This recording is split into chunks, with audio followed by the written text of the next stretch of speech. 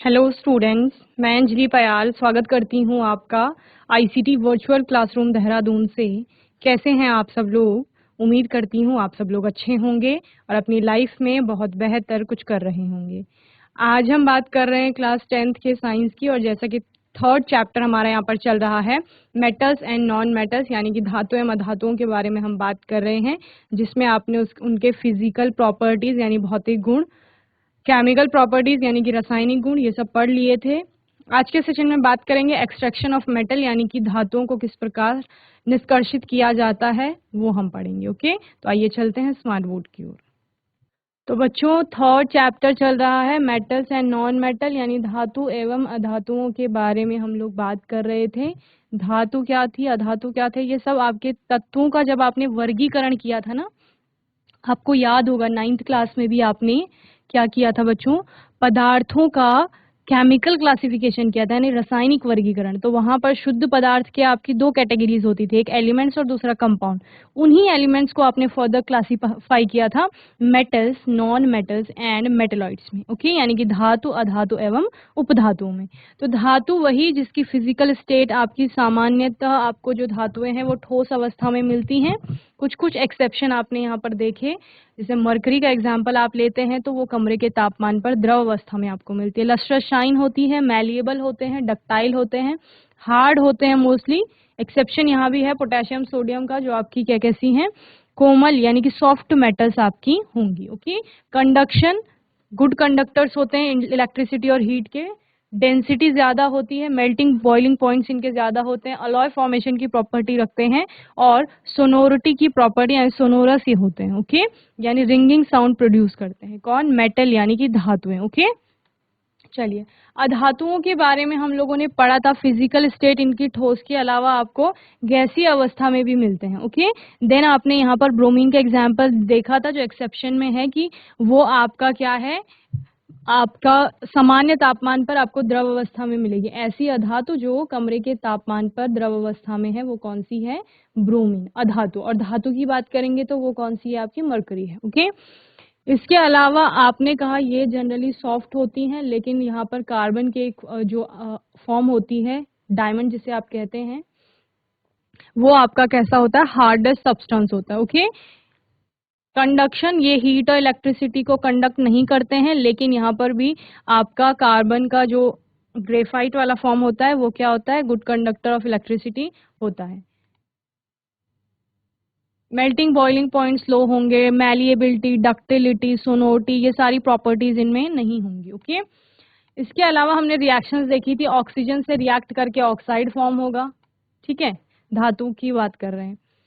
इसके अलावा जल से अभिक्रिया करेंगी तो ऑक्साइड या किसी किसी केस में हाइड्रोक्साइड भी आपका फॉर्म होता है। ओके, और फिर आप क्या कहते हैं, ये जल से आपकी जो धातुएं होती हैं ना, वो अलग अलग तरह से रिएक्ट करती हैं। यानी कि कुछ ठंडे जल से भी अभिक्रिया कर लेते हैं, कुछ गर्म जल से करते हैं, और कुछ आपकी भाप से अभिक्रिया करते हैं। तनु अम्लों के साथ अभिक्रिया करेंगे आपकी धातुएं तो धातु का लवण बनेगा, साथ में हाइड्रोजन गैस निकलेगी। यहाँ पर जल के केस में भी आप क्या कहते हैं कि जल से अभिक्रिया करने पर भी आपकी हाइड्रोजन गैस वहां पर बन रही है। ओके, देन आपने कहा कि धातु की अधातु, अगर धातु धातु के किसी लवण से अभिक्रिया करती है तो क्या होता है? तो हमने वहां पर सक्रियता श्रेणी पढ़ी कि जो अधिक अभिक्रियाशील धातु होती हैं वो अपने से कम अभिक्रियाशील धातुओं को क्या कर लेती हैं? उनके विलयन से पृथक कर देती हैं। तो बस वही आपको यहाँ पर ध्यान में रखना है।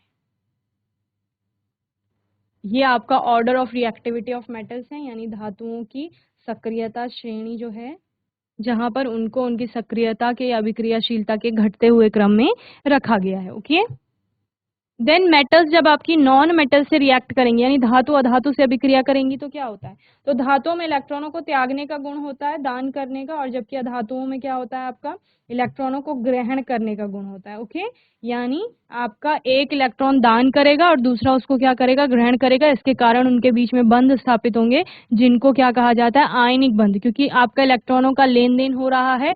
या आप क्या कह रहे हो कि जब आपका जो एटम है वो इलेक्ट्रॉन को लूज करेगा तो उस पर पॉजिटिव चार्ज आ जाएगा, और जो उसको क्या करेगा? एक्सेप्ट करेगा, उस पर क्या आ जाएगा? निगेटिव चार्ज आ जाए। तो आपके आयन्स डेवलप हो गए, पॉजिटिव और निगेटिव। चूंकि आयन आपके डेवलप हो गए हैं तो वहां पर आयनिक बॉन्ड फॉर्म होगा। देन आयनिक बॉन्ड फॉर्मेशन के कारण आपका आयनिक कंपाउंड बन जाएगा। यहाँ पर सोडियम और क्लोरीन के बीच हमने देखा कि सोडियम आपका ये इलेक्ट्रॉन जो इसकी बाह्यतम कोश में इलेक्ट्रॉन है, ठीक है, देखो 11 इलेक्ट्रॉन होते हैं इसमें उदासीन अवस्था में। सोडियम में परमाणु क्रमांक 11 है, तो उदासीन अवस्था में प्रोटॉनों की संख्या बराबर इलेक्ट्रॉनों की संख्या, तो वो भी 11 हो जाएंगे इलेक्ट्रॉन। तो आप 2n² के फॉर्मूले से KLMN शेल्स जो हैं उनमें आप इलेक्ट्रॉनों का वितरण कर देते हैं। देन आपने क्या देखा, पहली कोश में 2 इलेक्ट्रॉन है, दूसरी में 8 है, 2 और 8 10 हो गए, अब बचा 1 इलेक्ट्रॉन, वो तीसरी कोश में आएगा, सोडियम की बात कर रहे हैं। तो वो जो ये रेड कलर से यहाँ पर मार्क किया गया है ये वाला इलेक्ट्रॉन, ये सबसे बाह्यतम कोश का इलेक्ट्रॉन है एक। हर किसी एटम को अष्टक पूरा करना होता है, अक्रिय गैस के समान विन्यास, अपने निकटवर्ती अक्रिय गैस के समान विन्यास प्राप्त करना होता है। तो यानी इस सोडियम को भी अपनी बाह्यतम कोश में 8 करने हैं। चूंकि यहाँ पर 1 है तो ये क्या कर सकता है, 7 इलेक्ट्रॉनों को आपका ग्रहण कर सकता है। लेकिन ऐसा नहीं होता है, क्यों? अगर वो 7 इलेक्ट्रॉनों को ग्रहण करेगा तो उससे, क्योंकि आपके एटम के न्यूक्लियस में पॉजिटिव पार्ट तो उतने ही रहेंगे लेकिन शेल्स में नेगेटिव पार्ट बढ़ जाएंगे। इससे क्या होगा, आपका उतना ही पॉजिटिव पार्ट चाहिए होता है जितना नेगेटिव पार्ट है, ताकि एटम में आपका स्टेबल रहे। और दूसरा, ये 1 इलेक्ट्रॉन को निकाल सकता है, तो यहाँ पर निकालना ज्यादा आसान होगा, 1 इलेक्ट्रॉन को दान कर देगा तो आपका फिर ये बाह्यतम कोश जो है वो समाप्त हो जाएगी। तब सेकंड वाली कोश जो है आपकी वो क्या बन जाएगी, आपकी बाह्यतम कोश बन जाएगी। तो उसमें 8 इलेक्ट्रॉन है तो अष्टक पूरा हो जाएगा। तो ये यही करता है, 1 इलेक्ट्रॉन को दान करता है। और दान किसको कर रहा है, देखो क्लोरीन का 17 है यहाँ पर परमाणु का क्रमांक, उदासीन अवस्था में इलेक्ट्रॉनों की संख्या भी 17 है, तो 2 8 7 का ये विन्यास लेके चल रहा है। यानी कोशों में पहली कोश में 2, दूसरी में 8 और तीसरी में 7 इलेक्ट्रॉन है। अब वो 7 को उसने 8 करना है, वो कैसे करेगा, ये इलेक्ट्रॉन जो सोडियम ने उसको दान किया है यहाँ पर ये इलेक्ट्रॉन आ जाएगा, देखो यहाँ दिखाया गया है, ठीक है। तो ये किसका इलेक्ट्रॉन था, ये सोडियम का इलेक्ट्रॉन था जो सोडियम ने उसे दान किया।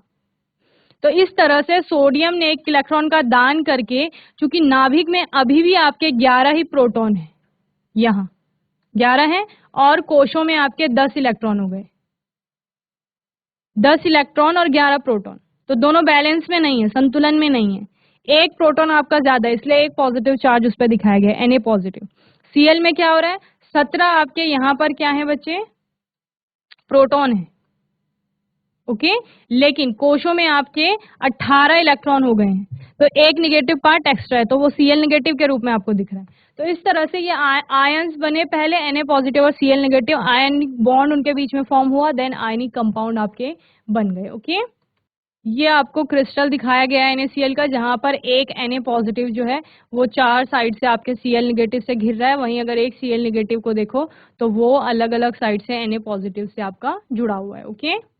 आयनिक यौगिकों के कुछ गुणधर्म आप लोगों ने पढ़े थे, भौतिक प्रकृति आपने कहा, तो ये आपके ठोस के रूप में होते हैं, कठोर होते हैं लेकिन भंगुर होते हैं और दाब डालने पर इनके टुकड़े हो जाते हैं। गलनांक एवं क्वथनांक की बात की थी, तो इनके गलनांक क्वथनांक अधिक होते हैं क्योंकि मजबूत अंतरा आणविक आकर्षण वहां पर होता है और उसको तोड़ने के लिए बहुत ज्यादा एनर्जी आपको देनी पड़ेगी। घुलनशीलता, ये आपके जल में घुलनशील होते हैं और केरोसिन, पेट्रोल आदि जैसे विलायकों में अघुलनशील होते हैं, ओके। विद्युत चालकता, तो आपने विद्युत चालकता किस प्रकार देखी थी कि जब ये आपके पानी में डाले जा रहे थे तो इनमें आयंस डेवलप हो रहे थे, समझ रहे हैं।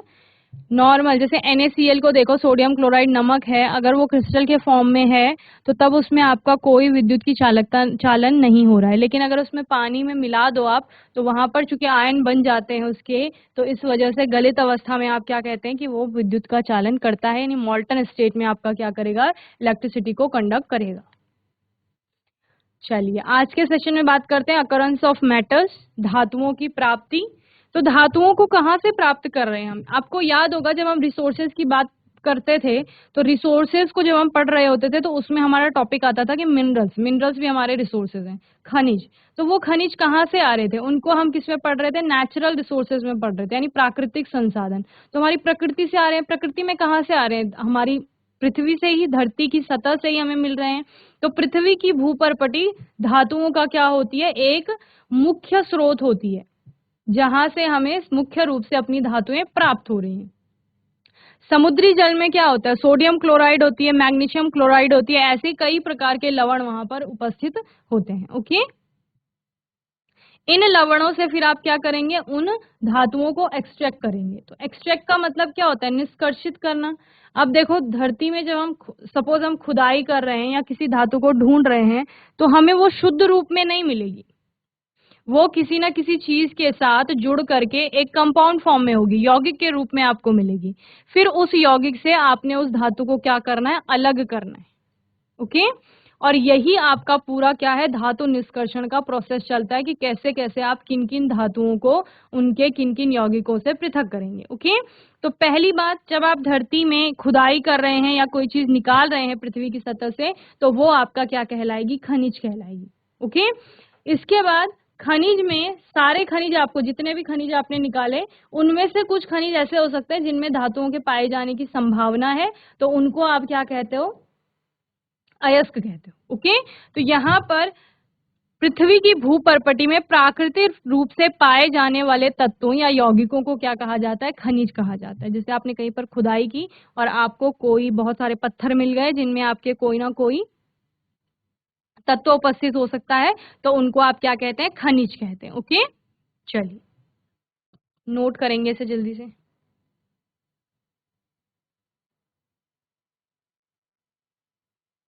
चलिए अयस्कों की बात करते हैं। अयस्क मैंने क्या कहा कि जितने खनिज आपने निकाले उन खनिजों में कुछ विशेष प्रकार के धातु काफी मात्रा में होते हैं, जिनको आप वहां से क्या कर सकते हैं, निष्कर्षित कर सकते हैं या उनको निकाल सकते हैं। तो उन्हीं सारे खनिजों को आपका क्या कहा जाता है, अयस्क कहा जाता है। ओके, तो ध्यान से समझिए, मैंने क्या कहा, आपने कहीं पर खुदाई की और आपने ये इतने सारे पत्थर निकाल दिए, ठीक है, आपने सबको क्या बोला, ये सारे आपके क्या हैं बच्चे, यहाँ पर खनिज है, मिनरल्स। ओके, ये खनिज है आपके सारे के सारे, 8 पत्थर हैं ये, ठीक है, आटों के आटों खनिज है। लेकिन इन आटों में से आपके कुछ में क्या है, धातुओं के पाए जाने की संभावना है या धातुएं उपस्थित है कुछ में।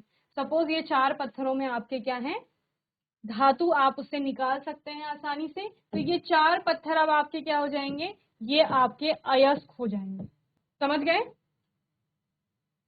तो जिनमें धातु उपस्थित है या जिनमें धातु अधिक मात्रा में उपस्थित है और जिनसे आप आसानी से धातु को निष्कर्षित कर सकते हैं, उनको आपका अयस्क कहा जाएगा। ओके, तो यहाँ पर एक सेंटेंस आप लोग पढ़ते हैं कि जो सारे अयस्क होते हैं वो खनिज होते हैं, लेकिन सभी खनिज अयस्क नहीं होते। समझ रहे हैं? क्योंकि खनिज यहाँ पर 8 थे, उनमें से 4 ही अयस्क मिले। तो ये चारों जो अयस्क हैं ये खनिज की कैटेगरी में तो आ रहे हैं, खनिज के अंदर आ रहे हैं ना, देखो खनिज वाले बॉक्स में आ रहे हैं वो चारों। लेकिन अयस्क 4 जो हैं वो खनिज हैं, लेकिन सारे जो खनिज हैं 8 के 8 खनिज अयस्क वाले बॉक्स में नहीं आ रहे हैं। समझ रहे हैं ना? तो यानी सभी अयस्क खनिज होते हैं, लेकिन सभी खनिज जो है वो अयस्क नहीं होते। देखो अयस्कों को भी आप कहाँ से प्राप्त कर रहे हो, धरती की सतह से ही प्राप्त कर रहे हैं। साथ ही उनमें भी तत्व की पाए जाने की संभावना है, वो तत्व आपका धातु के रूप में है, इसलिए वो खनिज के आपकी कैटेगरी में आएगा। ओके, चलिए कुछ स्थानों पर खनिजों में कोई विशेष धातु काफी मात्रा में होती है जिसे निकालना लाभकारी होता है, इन खनिजों को अयस्क कहते हैं। ओके, यानी ओर कहा जाता है इनको इंग्लिश में। ओके, ये आपका अयस्क आपको प्राप्त होगा, क्योंकि हमें निकालना क्या है, हमें निकालनी है धातु। तो सबसे पहले हमने खनिज निकाले। अब खनिजों में से हमने 8 खनिज निकाले, हमने 8 पत्थर निकाले, 8 में से हमने क्या बोला, इन 4 पत्थरों में आपका धातु हो सकती है, तो ये हमारे अयस्क है। अब उन 4 पत्थरों को हम आगे लेके चलेंगे। अब क्या क्या प्रोसेस होगा कि हम उन चारों से जो भी हमारी धातु है जिसे हम निकालना चाह रहे हैं, तो वो कैसे निकालेंगे, क्या क्या प्रोसेस होगा, कैसे स्टेप बाय स्टेप हम चलेंगे, वो हम यहाँ पर सीखेंगे। तो सबसे पहले आपको क्या मिला, यहाँ सबसे पहले मिला आपको ओर यानी कि अयस्क, ये देखिए ओर। सेकेंड स्टेप में आप क्या करते हैं, कॉन्सेंट्रेशन करेंगे, कॉन्सेंट्रेशन ऑफ ओर। ओर की कॉन्सेंट्रेशन से आप क्या समझते हैं, सांद्रण इसे कहा जाता है या शुद्धिकरण कहा जाता है। सांद्रण में क्या होता है बच्चे, देखो पत्थर आपने निकाला तो उसमें कई प्रकार की अशुद्धियां हो सकती हैं, उसमें मिट्टी लगी हो सकती है, उसमें कीचड़ हो सकता है, उसके ऊपर अन्य फॉरेन पार्टिकल्स हो सकते हैं। तो आप क्या करेंगे, उसको साफ करेंगे। समझ रहे हैं? जो अयस्क हैं आपके उनको साफ करेंगे, अलग अलग विधियों द्वारा उनको साफ किया जाता है, शुद्धिकरण की या सांद्रण की प्रक्रिया जो है। तो जितनी भी अयस्क के ऊपर अशुद्धि होती है, मिट्टी, रेत, कीचड़, जिस चीज के भी पार्टिकल्स हैं उसमें, वो सारा आपका गैंग पार्टिकल कहलाते हैं। क्या कहा मैंने? अयस्क के ऊपर जो भी अशुद्धि है उसको गैंग कहा जाता है। ओके, तो यानी अयस्क से हमें गैंग पार्टिकल्स को अलग करना है, इसी को आपका क्या कहा जाएगा? सांद्रण कहा जाएगा। अब सफाई हो गई उसकी, सांद्रण हो गया। सांद्रण के बाद आपका यहां पर 3 कैटेगरीज आएंगी। 3 कैटेगरीज बोले तो metal of high reactivity, metals of medium reactivity and metals of low reactivity. ये रिएक्टिविटी कहां से आ रहा है वर्ड? रिएक्टिविटी सीरीज जो पहले देखी थी आपने, सक्रियता श्रेणी। तो वहां से आपकी धातुओं की अलग अलग कैटेगरीज बन जाएंगी। तो 3 कैटेगरीज बन गई। एक आपकी आ गई मेटल जो कि हाई रिएक्टिविटी, उच्च अभिक्रियाशील धातुएं जो है। एक है जो मध्य की क्रियाशीलता रखते हैं, और एक है आपकी जिनकी अभिक्रियाशीलता निम्न है यानी बहुत कम है। तो मेटल ऑफ हाई रिएक्टिविटी वाले मेटल्स का आप क्या करते हैं? इलेक्ट्रोलाइसिस करते हैं उस मोल्टन ओर का, और उससे आपको प्योर मेटल क्या हो जाती है? मिल जाती है। क्योंकि आप जब इलेक्ट्रोलाइसिस करेंगे तो अलग अलग रॉड्स जो होती हैं आपकी, अलग अलग इलेक्ट्रोड जो हैं, उन पर आपका क्या होगी? धातु चली जाएगी, या आप क्या बोलेंगे, वहां पर डिपॉजिट हो जाएगी। तो इस तरह से आपको धातु मिल जाएगी।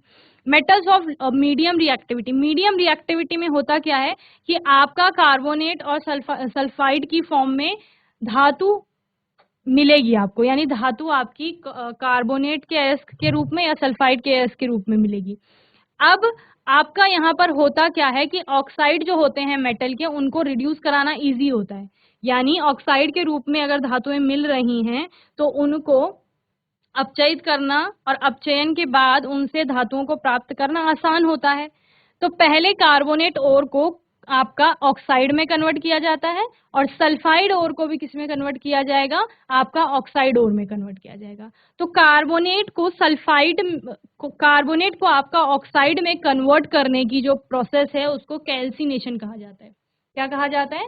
कैल्सिनेशन एक ऐसी प्रोसेस है जहां पर कार्बोनेट अयस्क को किस में परिवर्तित किया जाएगा? ऑक्साइड में परिवर्तित किया जाएगा। ओके, और रोस्टिंग दूसरी आपकी प्रोसेस है जिसमें आपका सल्फाइड अयस्क को क्या किया जाएगा? ऑक्साइड में कन्वर्ट किया जाएगा।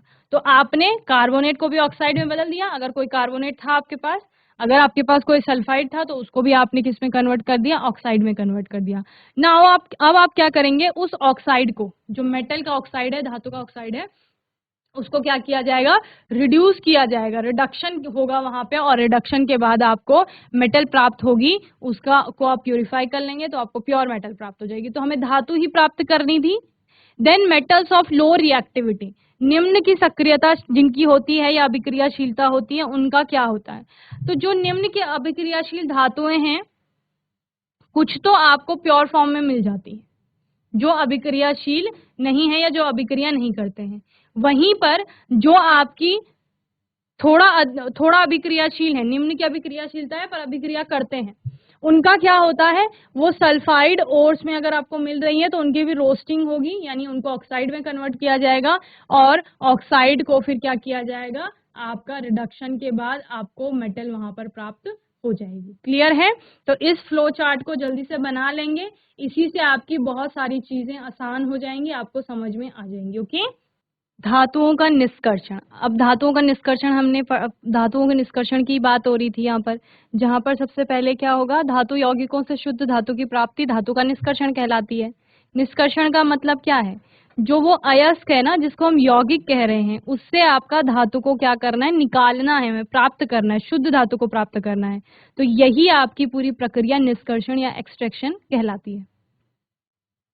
कुछ धातुएं जो होती हैं वो भूपर्पटी में स्वतंत्र अवस्था में पाई जाती हैं, यानी उनको आप एज इट इज थोड़ा साफ वाफ करेंगे और यूज कर सकते हैं। ओके, तथा कुछ धातुएं अपने यौगिक के रूप में मिलती हैं, जिसे मैंने बताया कि आपको कार्बोनेट की फॉर्म में मिल रहा है, सल्फाइड की फॉर्म में मिल रहा है, ऑक्साइड के रूप में मिल रहा है।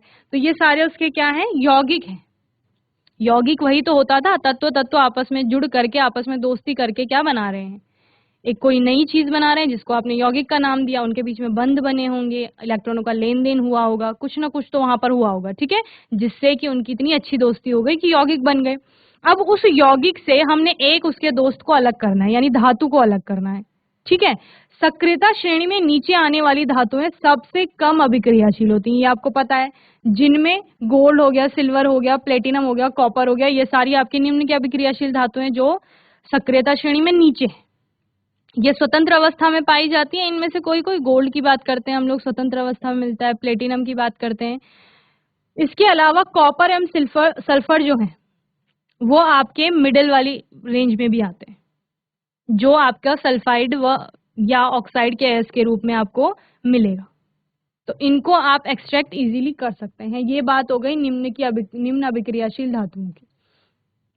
सक्रियता श्रेणी में सबसे ऊपर की धातुएं जो है वो सबसे अधिक अभिक्रियाशील हैं, वो कहीं किसी से भी ऐसे ही रिएक्ट कर रही हैं, वो यहाँ तक कि हवा में आने पर हवा से भी रिएक्ट कर रही हैं आपकी, जैसे पोटेशियम हो गया, सोडियम हो गया, कैल्शियम, मैग्नीशियम, एल्यूमिनियम, ये सारी क्या है, सक्रियता श्रेणी में सबसे ऊपर आने वाली धातुएं, यानी कि सबसे अधिक अभिक्रियाशील धातुएं।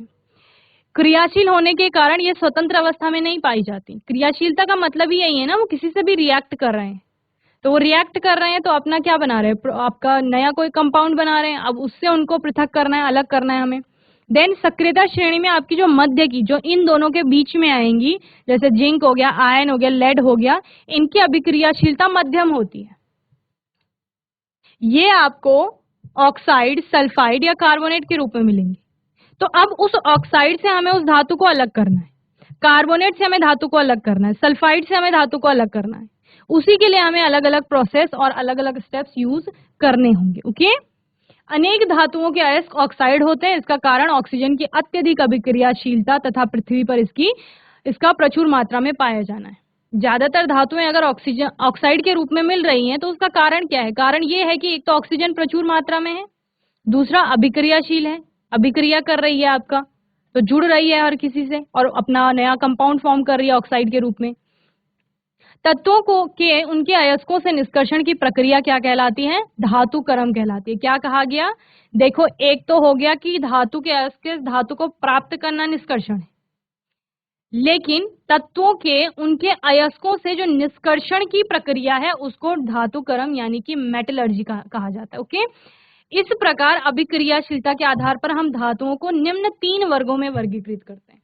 कौन कौन सी, एक निम्न अभिक्रियाशील धातुएं हो गई, एक मध्यम अभिक्रियाशील धातुएं हो गई और एक आपका उच्च अभिक्रियाशील धातु। ओके, तो इन तीनों को ही आप 3 ग्रुप में, क्योंकि आपने इनको वर्गीकृत किया है, तो फिर आप क्या करेंगे, तीनों को अलग अलग मेथड से या अलग अलग प्रोसेस होंगे, अलग अलग स्टेप्स होंगे जिनसे उनके धातुओं को आप प्राप्त करोगे।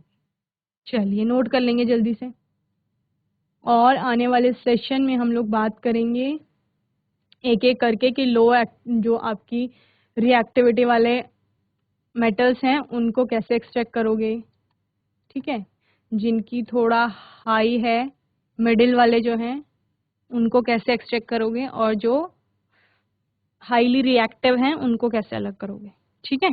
चलिए, तो बच्चों मैं उम्मीद करती हूँ आज का सेशन आपको अच्छे से समझ में आया होगा। आज के सेशन में हमने एक्सट्रैक्शन पढ़ा, मेटल्स का धातुओं को कैसे निष्कर्षित किया जाएगा।